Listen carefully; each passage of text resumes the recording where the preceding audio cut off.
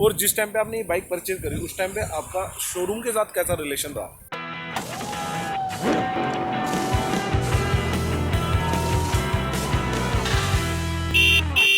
उन्होंने मुझे कुछ चीज़ें प्रोमिसेस करी, कुछ ऐसे प्रोमिसेस करे कि ये ऐसे ऐसे नहीं सर, हम ऐसे ऐसे कर देंगे स्टार्टिंग।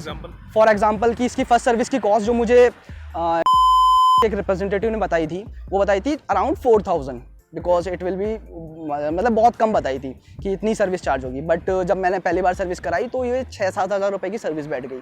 उसमें और एडिशनल 1-2 चीज़ें चेंज हुई, बट आई थिंक कि वो एडिशनल चीज़ों का इतना कॉस्ट नहीं था।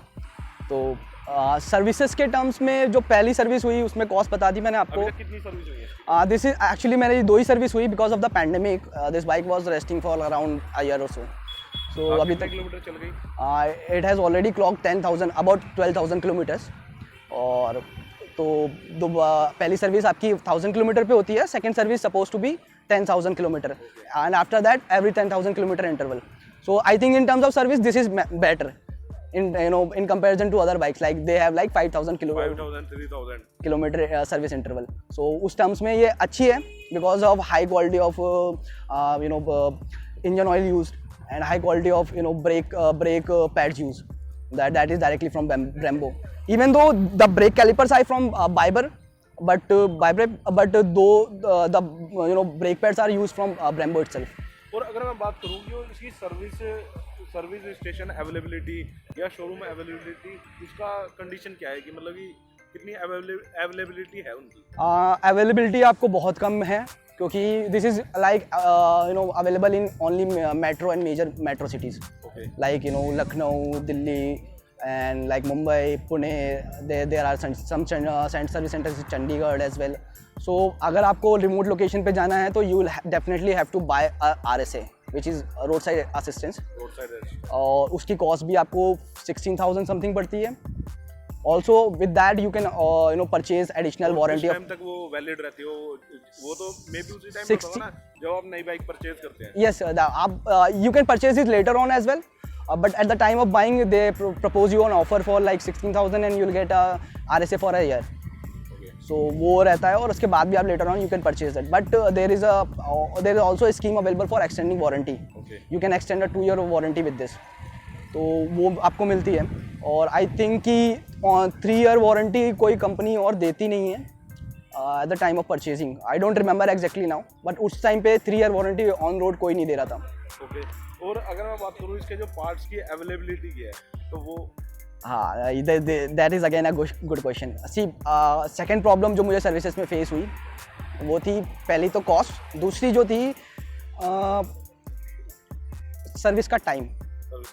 मैंने जब पहली बार इस बाइक में problem I, the problem was कि मेरा एग्जॉस्ट का बेंड पाइप जो है क्रैक हो गया था। So I reported it to them. At which time? After buying like 4 I'll tell you exact months, like 4 to 5 months after, in January 2019. तो उस समय क्या हुआ कि एग्जॉस्ट पाइप का मैंने रिपोर्ट करा, बट उनको वो प्रोसेस करने में ही 1 महीना लग गया और I couldn't leave my bike because I was commuting to my office.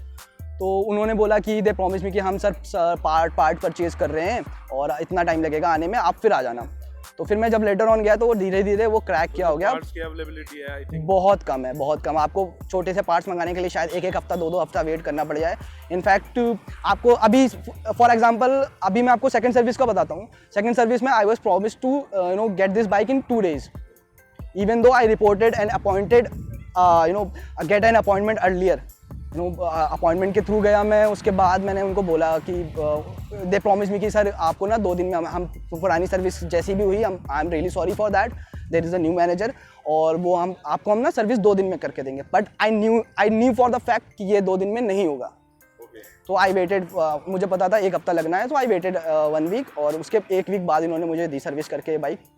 और उसके बाद भी जो प्रॉब्लम्स मैंने कुछ एड्रेस करी थी, फॉर एग्जांपल कि मैंने गियर शिफ्टिंग की प्रॉब्लम एड्रेस करी थी, तो वो मुझे अभी भी वो प्रॉब्लम बरकरार है? अभी भी है वो प्रॉब्लम, और उस चीज़ को एड्रेस कर मैंने कई सर्विसेज में इसके पहले भी एड्रेस करा है। जब इन बिटवीन में और चीज़ें चेंज कराने गया, बीच में लाइट डिफ्यूज ख़राब हो गई थी इसकी, और भी 1-2 पार्ट्स ख़राब हुए, तो उस ड्यूरेशन में बहुत प्रॉब्लम हुई। तो अभी के लिए तो ऐसा है कि जो गियरिंग वाला आप कुछ बता रहे हाँ, गियरिंग में मतलब आई थिंक कि दे आर प्रपोजिंग कि सर क्लच खराब है, बट आई डोंट थिंक कि क्लच खराब है. क्लच खराब होता तो it will slip, but it doesn't slip anywhere, you know, eight the top and it doesn't slip. They propose me कि आपका क्लच खराब है, बट मैं इसको टॉप गियर पे जब रेव करता हूँ, मतलब I accelerate at the top gear, it doesn't slip anywhere. ठीक है, तो I don't think it's more of a clutch problem, but they are reportedly saying, you know, continuously saying कि भाई ये आप क्लच चेंज करा लो, क्लच चेंज करा, but I don't want to change it, क्योंकि बिल्कुल खराबी नहीं है. Also the cost of clutch is very much high, like 10,000 for the clutch itself. So वो बहुत ज़्यादा कॉस्टली है, along with the gaskets and you know the oil is going to change as well. तो वो आपको around 20,000 रुपये की सिर्फ क्लच पड़ जाएगा, सिर्फ क्लच चेंज करने का. और मुझे अभी तक का जो है मेरा एक्सपीरियंस रहा है ना, तो दे आर मोर टुवर्ड्स कि भाई आप ना हमसे सर्विस कॉस्ट वो ज़्यादा निकालने की कोशिश करते हैं आपसे, मतलब कि आपसे पैसे निकालने की कोशिश कर रही है वो ब्रांड. जो सर्विस स्टेशन का रिलेशनशिप है कस्टमर के साथ बहुत बेकार है, बहुत बेकार है. मतलब आपको मैं ग्रुप्स पे दिखा सकता हूँ, व्हाट्सएप ग्रुप्स पे there are people, you know, जो बाइकर्स के ग्रुप, जो हमारे ग्रुप हैं उन पे बहुत सारे लोगों की इतनी ज़्यादा कंप्लेंट्स हैं. इनफैक्ट इनके कुछ रिप्रेजेंटेटिव्स हैं जिनको बात करने की तमीज़ तक नहीं है. They have even abuse me over the phone, even though I used the foul language, but it was because of the frustration. There was, you know, I think इनके जो थे, जो top level, they promised me कि आपकी bike में जो battery की problem आ रही है अभी सर, वो अगर फिर सस्टेन करती है तो हम इसको करेंगे, आपका फ्री पिकअप और फ्री ड्रॉप करेंगे आपके घर तक. उन्होंने मुझे ये वर्बली कम्युनिकेट करा. वीवर मतलब मुझे बहुत ज़्यादा वेट करा, रिटर्न में नहीं करा, रिटर्न में भी इन्होंने बहुत सारे मेल चेल कम्युनिकेशन करे और बहुत सारी चीज़ें हुई. मैं जाता था सर्विस सेंटर पे, 1-1 घंटा 2-2 घंटा वेट करता था, तब जाके मेरी बाइक आती थी. हम जैसे सर्विस की बात कर रहे थे, तो सर्विस में यार स्टार्टिंग से ही बहुत ज़्यादा प्रॉब्लम हुई. जब मेरा बैंड पाइप क्रैक हुआ, मैंने रिपोर्ट करा, 1 महीने तक कोई इस पर वो नहीं हुआ. उन्होंने बोला कि हम पार्ट मंगा के रख लेंगे सर, आप आना, हम 1 दिन में सर्विस करके 2 दिन में दे देंगे. ऐसा कुछ भी नहीं हुआ. मैं जब तक वो बैंड पाइप क्रैक होके 2 टुकड़ों में हो गया, तब मुझे वो बोला जा रहा है कि नहीं सर, आप तो तोड़ के लेके आ गए, आप तो ऐसा करके लेके आ गए, और आपने तो वेल्डिंग कर दी, ये कर दी, अब तो वारंटी भी नहीं होगा. जब मैंने आपके पास पहले रिपोर्ट कर दी कोई चीज़, तो इट शुड बी अटेम्प्टेड कि भाई मेरा पार्ट जो है वो पहले मंगाया जाए. आई थिंक जॉब कार्ड भी उसका ओपन हो गया होगा उसके बैंड. उन्होंने जॉब कार्ड नहीं बनाया, उन्होंने माइंड गेम खेला कि सर आप अब 2 दिन बाद आ जाओ, आप 3 दिन बाद आ जाओ, आप 1 हफ्ते बाद आ जाओ. जॉब कार्ड ओपन नहीं करा उन्होंने. वो मुझे करना चाहिए था, मुझे उनसे जॉब कार्ड मांग लेना चाहिए था. और ऑल्सो दे वर आस्किंग कि भाई आप बाइक छोड़ के चले जाओ. बाइक छोड़ने का मतलब मैं 1 हफ्ते क्या 1 महीने 2 महीने क्या मैं उससे ट्रैवल करूँ? सही बात है. नहीं, मैंने 4 लाख इन्वेस्ट किस लिए करे? Almost I invested 4 lakhs in this. तो मैंने इन्वेस्ट किस लिए करे? चलाने के लिए. अगर मैं उसके पहले ही मैंने इनको पहली सर्विस पे ही बाइक 1 महीने छोड़ रखी थी इनके पास. 1 महीने ले लिए इन्होंने पहली सर्विस में, छोटी छोटी चेंज कर लेने के लिए. I was very frustrated at that time. इनके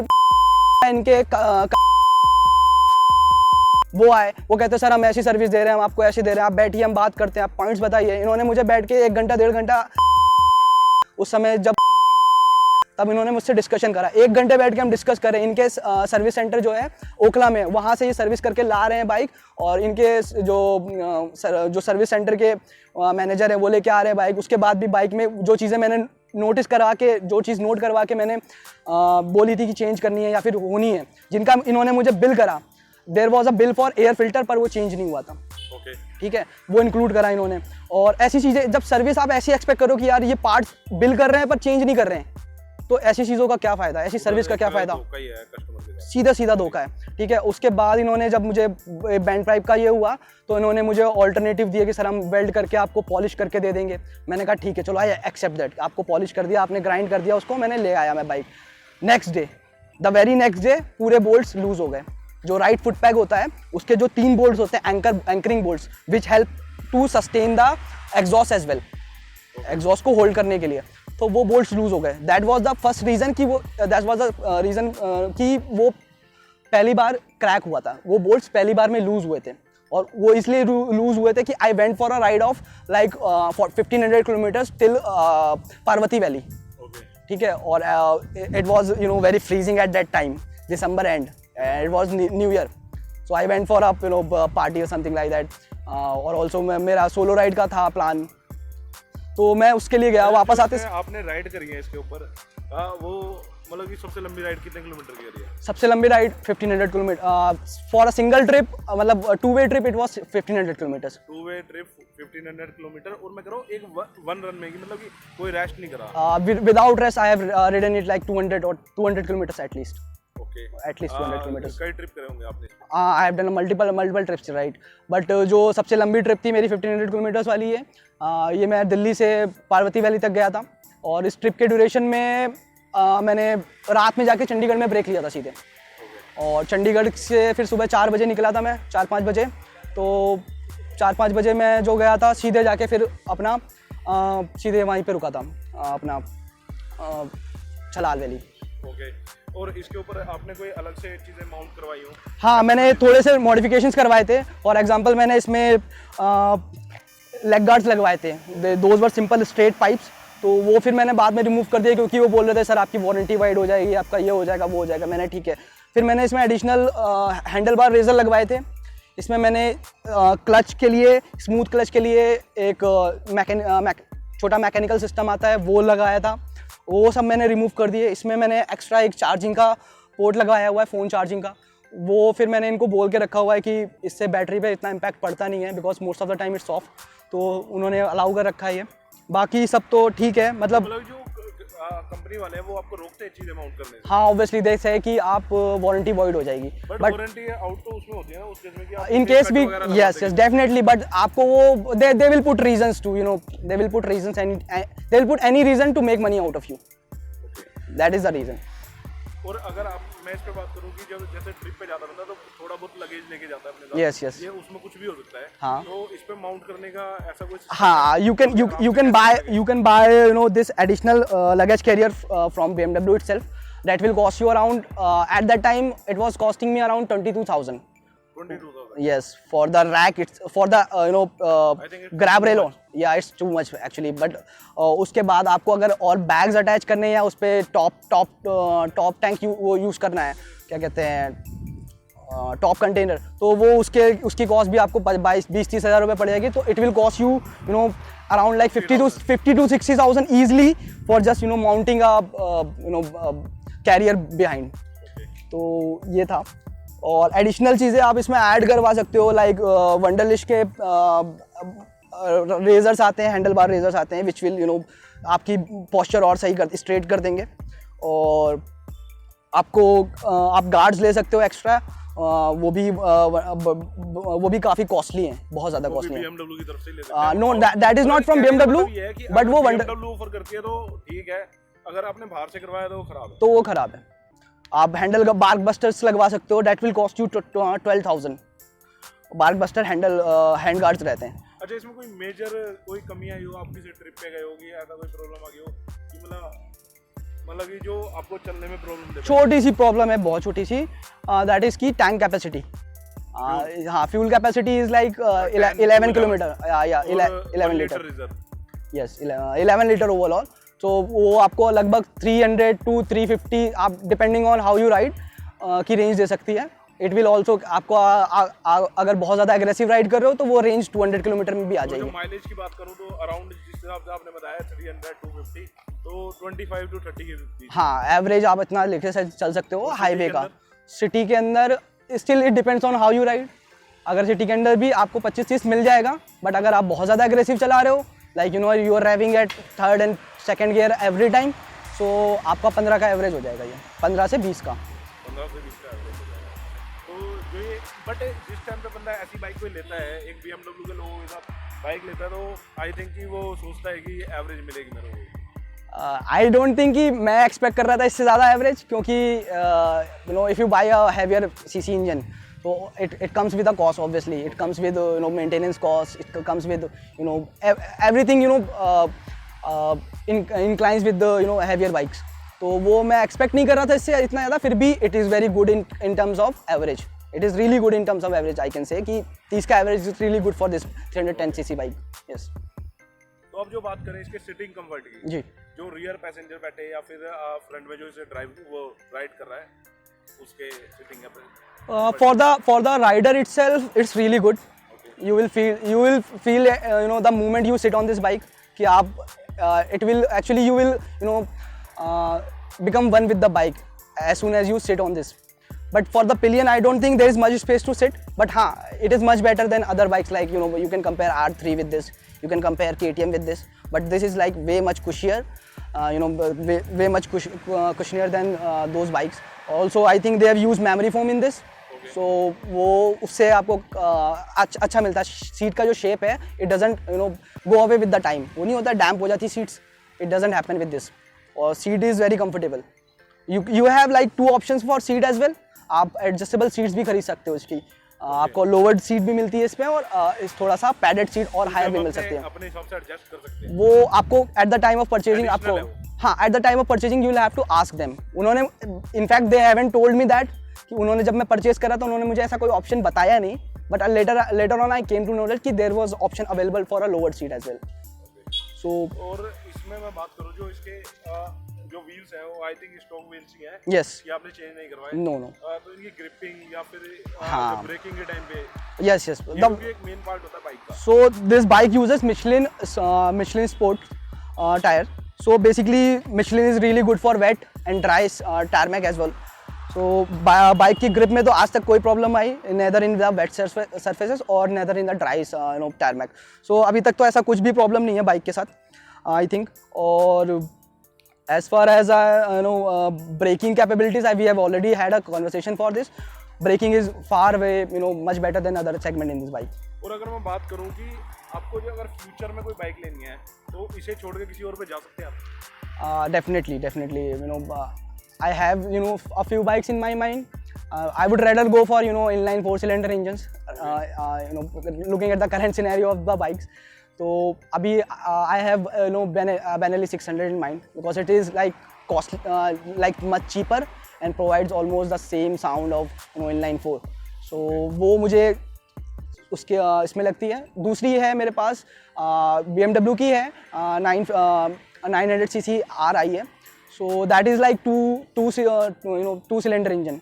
So वो भी काफ़ी अच्छी बाइक है बट वो 1 cylinder engine. हाँ it is having only 1 cylinder. So और अगर मैं इसमें बात करूँ आपने जो एग्जॉस्ट में जैसे मोस्ट ऑफ द टाइम क्या होता है बंदा कोई भी स्पोर्ट्स बाइक खेलता है तो एग्जॉस्ट चेंज करवाते हैं ऑलमोस्ट. यस. तो आपने चेंज करवाया? No I haven't changes. The reason being कि जो इसका स्टॉक एग्जॉस्ट था वो अच्छा साउंड कर रहा था, और दूसरा रीज़न था जो एक्रोपोविक था इट वाज कॉस्टिंग 50,000. और एक्रोपोविक के अलावा आप कोई भी नहीं लगा सकते. इवन एक्रोपोविक में भी आपको फुल वो खरीदना पड़ता और उसके बाद भी वारंटी वॉइड हो जाती है आपके इंजन की. वारंटी आउट हो जाएगी. वारंटी वॉइड हो जाती है. तो that's the reason I didn't buy. अगर आप सेकंड हैंड बाइक लेते हो, इस बाइक को अगर आप सेकंड हैंड खरीदते हो, डेफिनेटली आई वुड से कि आप एक्रोपोविक डलवा सकते हो. आप थोड़ा सा आपको परफॉर्मेंस मिलेगा थोड़ा सा बहुत, और exhaust note will be like heavy. But I don't think it will be comfortable for you itself कि वो लॉन्ग टर्म में इतना अच्छा नहीं लगेगा आपको. और अगर बात करूँ इसके मिरर्स की, जिस पे कोई अगर आपसे रियर से कोई चीज़ आ रही है हाँ. तो इसमें कोई ब्लाइंड स्पॉट बनता हो या फिर इसका साइज छोटा हो कुछ इस तरह की? Definitely there is a problem with the mirror because at the higher speeds आप मिरर में कुछ भी नहीं देख सकते. मिरर में द रीज़न बीइंग कि mirror vibrates a lot. These mirrors vibrate like shit. ठीक है. ये तो फिर इसका हिसाब तो कि पूरी बाइक ही वाइब्रेशन करती है? No. Handle is not that having that much vibrations. Feel नहीं होगा बट मिरर पे फील होगा. Mirror. I think the positioning of the mirror, or rather the material they have used in the mirror. They might have not used some kind of weight balancing kind of things in this. So वो mirror में problem आती है आपको.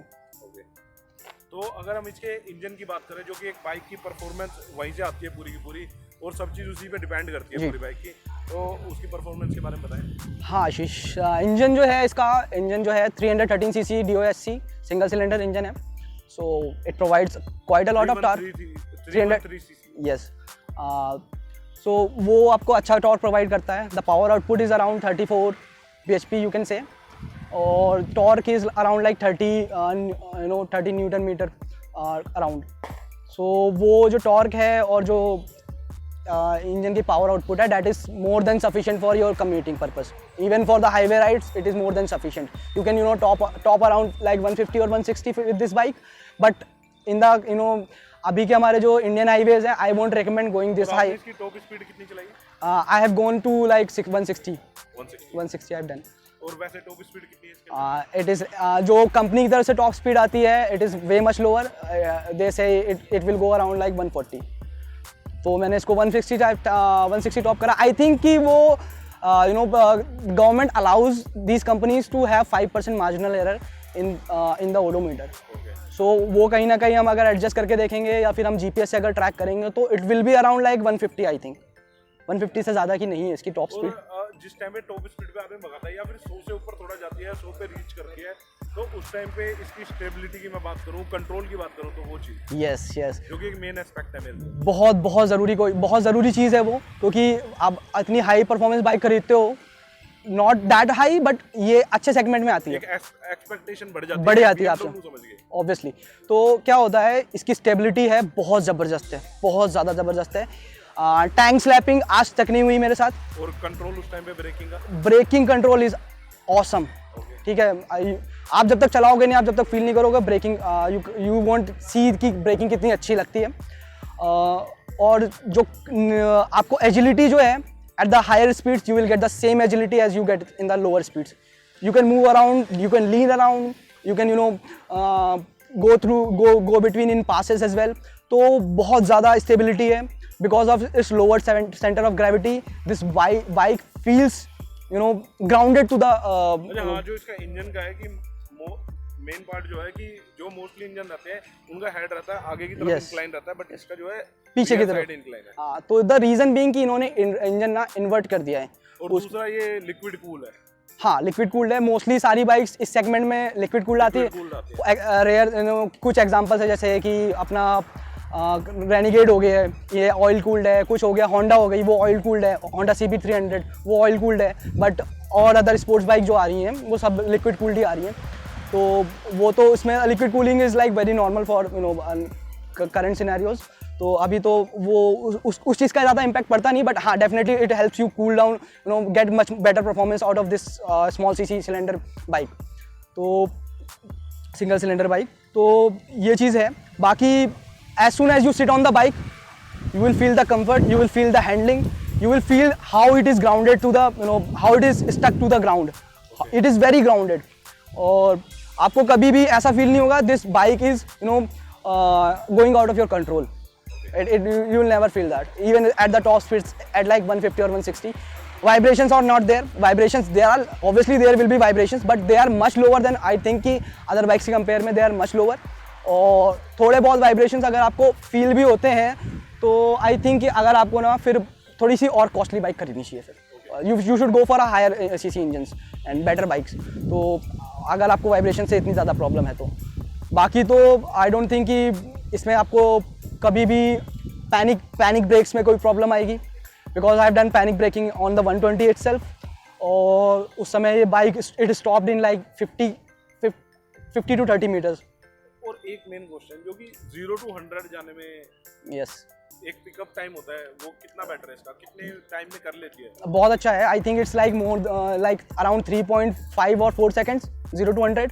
आप अगर properly gear change कर देते हो, ऐसा नहीं है। यू ऑब्वियसली अगर आपको top you have to check the acceleration, you have to start with the first gear, then gradually switch with the top, you have to rev the bike to the top RPM limit and then you have to switch the gears.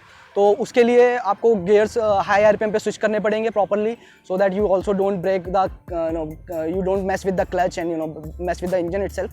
तो वो आपको अच्छी मिलती है। आप second gear पे आप around 80 top कर जाते हो और थर्ड गियर पे आप 100 अप हो जाते हो। हाँ, तो ऐसा है। और फोर्थ गियर पे आप 120-130 क्रूज़ करोगे। फिफ्थ गियर पे आप 140-145 क्रूज़ कर लोगे आराम से। और जब 6 गियर डालोगे तब आपको उसकी टॉप स्पीड मिलेगी। आपने बताया कि मोस्ट ऑफ द टाइम आपने हाईवे पे ड्राइव करा है या फिर आप लॉन्ग टूर पे भी लेके गए हैं, तो जो कि मोस्ट ऑफ द टाइम क्या होता है प्लेन रोड ही होता है, बट आपने कभी इसे ऑफ रोडिंग के लिए यूज़ करा? Actually, off-roading के लिए there is a different model of the same bike which provides you a higher ground clearance and higher suspensions. But this will also do good in off-roading. I have done off-roading rides. I have done one off-roading ride with this, and it was a really good experience. But there is a one problem with this bike. You don't have switchable ABS on the rear, which will definitely create a problem in off-roading. आपको off-roading में without ABS bike चाहिए होती है। और rear में तो ज़रूर ही चाहिए होती है, बिकॉज आपको बहुत जगह ऐसे ब्रेक्स मारने पड़ेंगे जहाँ पे आपको ABS की ज़रूरत नहीं है, तो वो एक प्रॉब्लम क्रिएट करेगी। बाकी you can take it off road, you can take it wherever you want, but suspension system is as good as it is on the track, as good as it is on the road. Suspension doesn't have any problem. They have used, I think, best in the class suspensions in this. Upside down spokes suspensions are used, which are, you know, ionized with golden color. So इसमें जो सबसे प्यारा part लगने वाला है, सबसे सुंदर suspension, सबसे सुंदर सस्पेंशन है। You won't get this in other segment. इस सेगमेंट में किसी के पास गोल्डन सस्पेंशन अपसाइड डाउन में नहीं है, अपसाइड डाउन में नहीं है। इसमें जो एक्सेसरीज ऐड करी, लाइक ये हेलमेट या फिर और कोई चीज़? हाँ, मैंने जब बाइक खरीदी थी तो मैंने हेलमेट खरीदा। There was a jacket from Big Brothers, I think, I don't remember the exact name. वो अच्छी बाइक जैकेट थी, और ये जो हेलमेट है ये MT की तरफ से है, रिवेंज में, and this is really good colour scheme for this bike to match. और मैंने इसके लिए नाइट टाइम में, हाँ, ये this is a different actually different tinted glass I've used। ये एक्चुअली एक्स्ट्रा क्लियर ग्लास है for HD vision in night actually, तो ये उसके लिए यूज़ करा हुआ है मैंने। It comes with the clear glass, you will have to buy this separately. और मेरे पास जैकेट है इसकी। I haven't bought shoes, I have bought gloves as well, leather gloves. मैंने ये 3-4 चीज़ें एडिशनल ली थी। मैंने इसका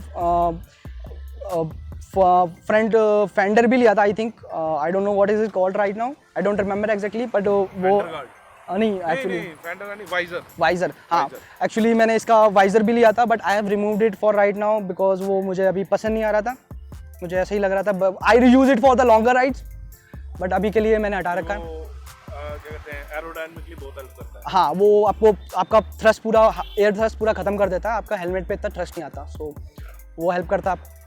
और additional accessories, I haven't use any other accessories right now, but मैंने थोड़े बहुत इसमें मॉडिफिकेशंस छोटे छोटे करा रखे हैं। फॉर एग्जांपल, मैंने इस पे टायर पे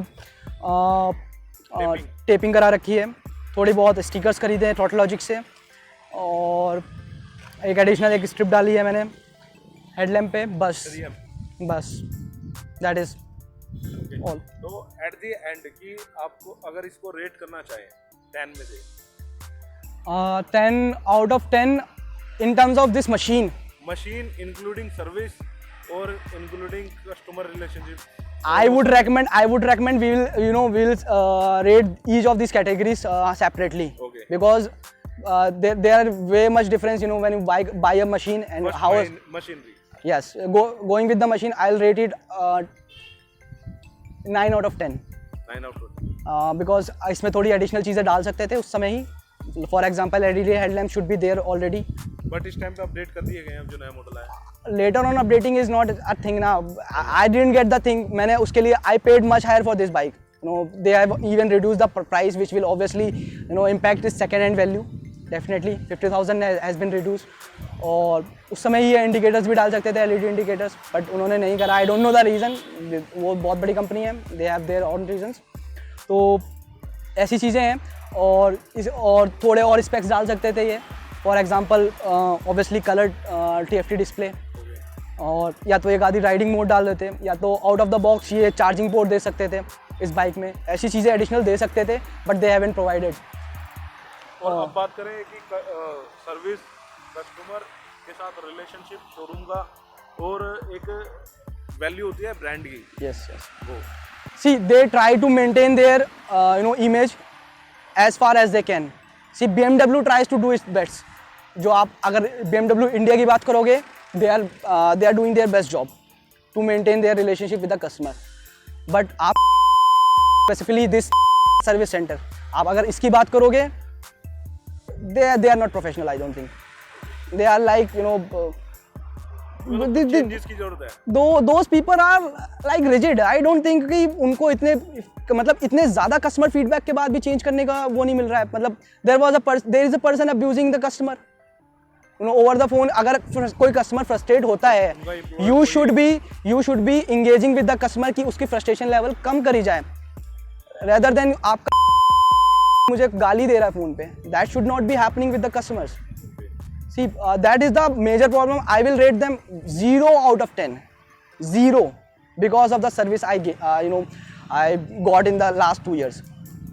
Even though प्रॉब्लम है ये डीलरशिप की तरफ से है, डीलरशिप मेन कंपनी की तरफ से है। No it is a dealership की जो मैनेजिंग है, मैनेजमेंट है, वो बहुत ज़्यादा गंदा है। जो उनके कस्टमर रिलेशनशिप मैनेजमेंट है वो और भी ज़्यादा गंदा है, क्योंकि आपको एक टाइम पे CRM आके आपको लीड करती है कि नहीं नहीं सर मैं आपकी सारी चीज़ें सही करवाऊंगी, ये करवाऊंगी या फिर वो करवाऊंगा, और ऐसा ऐसा होगा सर, ऐसा हम आपको बहुत अच्छा रिलेशनशिप मेंटेन करेंगे, सर आप केस मत करिए, सर आप कुछ मत करिए, और नहीं हम कर देंगे, ये कर देंगे, वो कर देंगे। और आप जब उससे लेटर ऑन बात करोगे, सर हमारी तो ऐसी कोई बात ही नहीं हुई थी, मैं तो सर्विस देखती ही नहीं, मैं तो कस्टमर रिलेशनशिप जो मेरे से खरीदने आते हैं वो देखती हूँ मैं तो। ये सही था। ये चीज़ें होती हैं आपके साथ। और अगर सिर्फ BMW की बात करें, BMW की मशीन की बात करें, it is really way far above expectations. और service should be improved, service should be definitely improved. I don't know about other cities but तो ये तो एक is not good. कस्टमर का रिव्यू है कि जो सर्विस है अपनी वो उन्हें बेटर करनी चाहिए, और यहाँ पर सर्विस भी बेटर नहीं करनी चाहिए। जो एम्प्लॉय है उनको ट्रेनिंग ज़्यादा बेटर देनी चाहिए। yes their employees should be definitely trained better. Actually what I have seen from from last 2 years, आप एक रिप्रेजेंट करते हो एक बहुत बड़ी ब्रांड को जिसका वैसे ही बहुत बड़ा नाम है। obviously it is worldwide known, BMW is worldwide known for their machineries, और उसके बाद भी आप ब्रांड को इस तरह से रिप्रेजेंट कर रहे हो कि मैंने जो चीज़ फील करी, आपको अगर आपको अच्छी सर्विस चाहिए तो go for a lower brand, go for a cheaper brand and buy high end bikes of theirs. ठीक है, उनकी हाई एंड बाइक आप खरीदोगे वो आपको बढ़िया सर्विस देंगे। In terms of going to this bike, आपको वो लोग ये because this is the cheapest bike available from BMW, तो वो आपको वैसे ही चीप तरीके से ही ट्रीट करेंगे। What I have faced in last 2 years। But जो पैसा खर्च कर रहा है उसके लिए तो आई थिंक चीप नहीं है। Obviously it's not cheap for people like me which belong from middle class. It's not a cheap thing. Obviously you are investing 4 lakhs of your hard earned money. It is not a black money. So वो चीज़ है।